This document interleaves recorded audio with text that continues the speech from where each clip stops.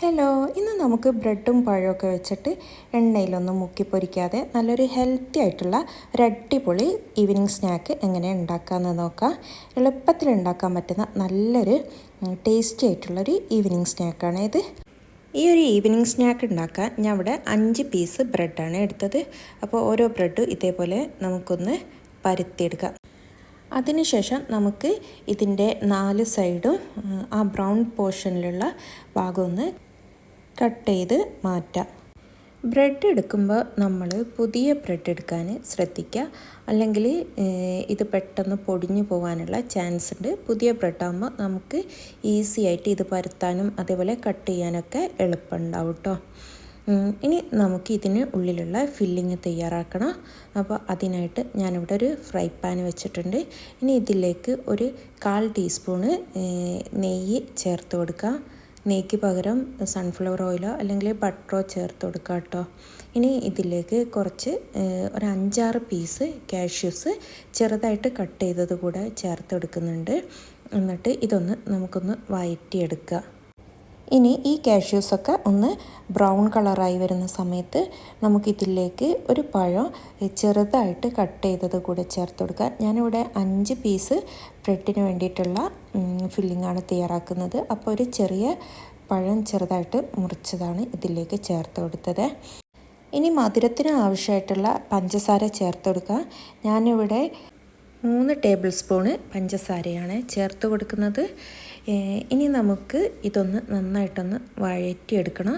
അപ്പോൾ നമ്മൾ സാധാരണ പഴമൊക്കെ ഉലത്തുന്നത് പോലെ ഇതൊന്ന് നല്ല ബ്രൗൺ കളറാകുന്നത് വരെ നമുക്കൊന്ന് ഈ നെയ്യും പഞ്ചസാരയിലൊക്കെ ഇട്ടിട്ടൊന്ന് വഴറ്റിയെടുക്കുക. ഈ ഒരു കളറാകുമ്പോൾ നമുക്കൊന്ന് ചെറുതായിട്ട് പഴം ഒന്ന് ഉടച്ചും കൊടുക്കുക.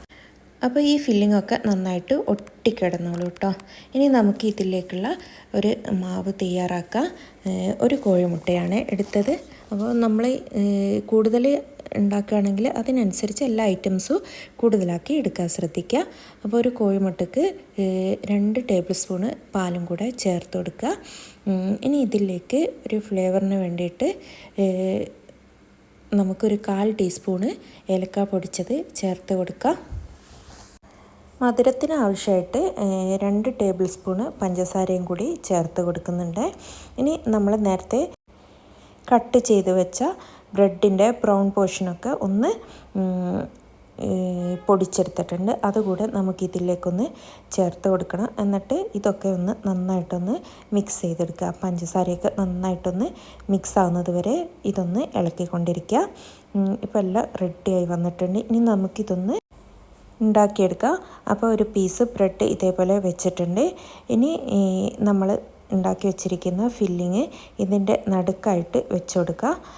എന്നിട്ട് നമ്മൾ ഉണ്ടാക്കി വെച്ചിരിക്കുന്ന മാവ് ഇതിൻ്റെ 2 സൈഡിലും ഒന്ന് ആക്കി കൊടുക്കുക. എന്നിട്ട് നന്നായിട്ട് ഇതൊന്ന് ഫോൾഡ് ചെയ്തെടുക്കുക.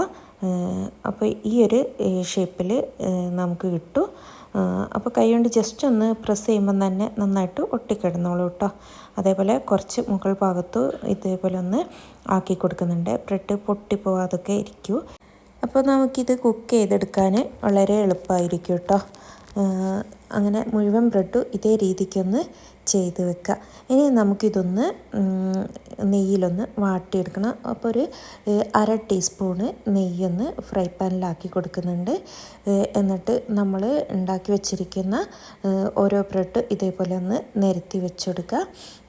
നമ്മൾ സാധാരണ ബ്രെഡൊക്കെ വാട്ടൂലേ ആ ഒരു രീതിക്ക് തന്നെയാണ് ഇനി ഇത് വാട്ടിയെടുക്കുന്നത്. ഇത് ഉള്ളിലൊക്കെ ഫില്ലിങ്ങൊക്കെ നന്നായിട്ട് വെന്തതായതിനെ കൊണ്ട് ജസ്റ്റ് ഇതേപോലെ നെയ്യിലിട്ട് ഒന്ന് ഷാലോ ഫ്രൈ മാത്രം ചെയ്തെടുത്താൽ മാത്രം മതി. എണ്ണയിലൊന്നും മുക്കിപ്പൊരിക്കേണ്ട ഒരാവശ്യമില്ല. അപ്പോൾ മുഴുവനും ഇതേപോലെ ഒന്ന് വെച്ചെടുക്കുന്നുണ്ട്. എന്നിട്ട് 2 സൈഡ് ഒന്ന് നന്നായിട്ടൊന്ന് കുക്ക് ചെയ്തെടുക്കണം. സ്കൂൾ വിട്ട് വരുന്ന കുട്ടികൾക്കൊക്കെ ഉണ്ടാക്കി കൊടുക്കാൻ പറ്റുന്ന നല്ലൊരു ഹെൽത്തി ആയിട്ടുള്ളൊരു ഈവനിങ് സ്നാക്കാണ്. അതേപോലെ തന്നെ എളുപ്പം ഉണ്ടാക്കിയെടുക്കാനും പറ്റും. നമുക്ക് വീട്ടിലുള്ള ചെറിയ സാധനങ്ങളൊക്കെ കൊണ്ട് തന്നെ ഉണ്ടാക്കിയെടുക്കാൻ പറ്റുന്ന നല്ലൊരു ഈസി ആയിട്ടുള്ളൊരു ഈവനിങ് സ്നാക്കാണ്. എല്ലാവർക്കും ഒരേപോലെ ഇഷ്ടപ്പെടുന്ന നല്ലൊരു ഈവനിങ് സ്നാക്കാണ്. അപ്പോൾ ഇതാ നമ്മൾ ഒരു സൈഡ് വെന്ത് വന്നിട്ടുണ്ട്. അപ്പോൾ ഒന്ന് തിരിച്ചിട്ട് കൊടുത്തിട്ട് മറ്റേ സൈഡ് ഒന്ന് നന്നായിട്ടൊന്ന് വേവിച്ചെടുക്കുന്നുണ്ട്. അങ്ങനെ നമ്മുടെ എളുപ്പത്തിൽ ഉണ്ടാക്കിയെടുക്കാൻ പറ്റുന്ന, എണ്ണയിലൊന്നും പൊരിക്കാതെ ഉണ്ടാക്കിയെടുക്കാൻ പറ്റുന്ന ഈവനിങ് സ്നാക്ക് ഇവിടെ റെഡി ആയിട്ടുണ്ട്.